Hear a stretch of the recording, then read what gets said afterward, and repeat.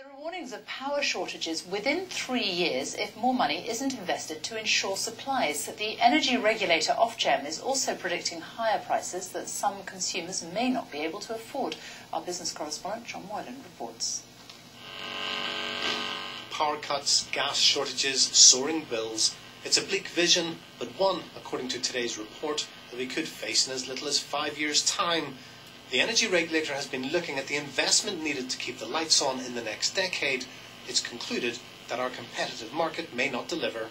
The arrangements themselves are going to be severely tested. The uncertainty over finance, over carbon, over the delivery of gas at peak moments. And consequently, it's not just a case of bills going up, it's a case of ensuring that the right arrangements are in place. Britain is facing a looming energy gap.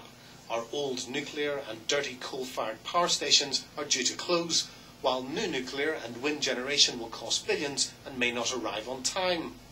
The report also contains a stark message for all of us. Our domestic gas and electricity bills look set to rise, and there's the real possibility that millions of households simply won't be able to afford the energy they need.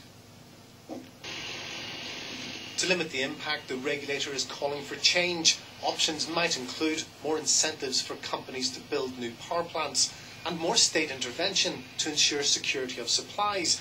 But some fear it's too little, too late.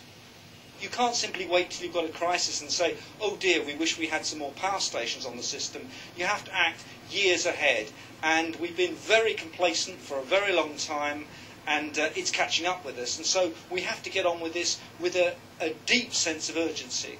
We're confident that we've made the right decisions to ensure that we keep the lights on and that people can be confident about security of supply in this country. Beyond 2020, we do need to make reforms to ensure we get the investment we need at the least possible cost to consumers.